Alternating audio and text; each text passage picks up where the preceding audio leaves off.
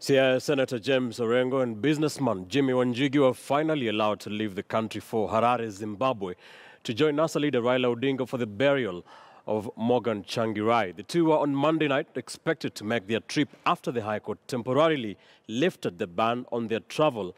Yet despite that court order, immigration officers blocked them at the Jomo Kenyatta International Airport. We're on board. Way on the way. Harare, here we come. Harare. Even as James Orengo and Jimi Wanjigi jetted out of the country to attend the burial of Zimbabwe's opposition leader Morgan Tsvangirai, their delayed departure that made them spend the night at the Jomo Kenyatta International Airport has once again raised the question of contempt of court by the government. If anybody has the audacity of calling Kenya a free country, I think from the experiences we've had today and what other Kenyans have experienced, that matter should no longer be in doubt, that we have become a police state, we have become a rogue state, where, the constitutional rights do not matter anymore. It depends on the whims and the decisions of the executive, however unlawful or unconstitutional they are. What you're witnessing is, and I would like to borrow this word from Julius Malema, is constitutional delinquents. Constitutional delinquents are now running this country. They have abrogated the rule of law.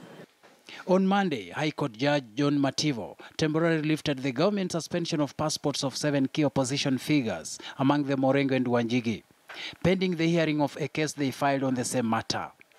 But in a statement, Director of Immigration Services Gordon Kihalangwa said by the time Orengo and Wanjigi arrived at the airport at around 9:30 p.m., the order that had suspended their passport was still in force and that the Immigration Department had not been served with the court order. Here, we knew that nobody was going to stand on our way because we were armed with court orders, which we showed to the officers who were here. But Orengo and Wanjigi maintained they were deliberately barred from traveling, terming the statement by the immigration boss as untrue. And a country in which a citizen cannot leave or re-enter, because, one of the questions we're asking ourselves is that if at all we leave, are we going to be able to come back? And if we come back, are we going to be able to remain here?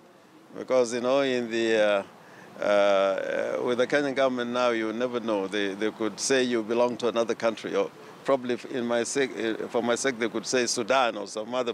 Even as they boarded their plane to Harare, Zimbabwe, they accused the Immigration Department of disregarding the court order and vowed to seek legal redress to have officials at the airport and the Immigration Department held responsible for contempt of court. Besides Orengo and Wanjigi, others whose passports were suspended are David Ndii, Dagoretti North MP Simbarati, University of Nairobi lecturer Dr. Adams Olo, lawyer Paul Mwangi, and strategist Henry Mien. Shadrack Miti, KTN News.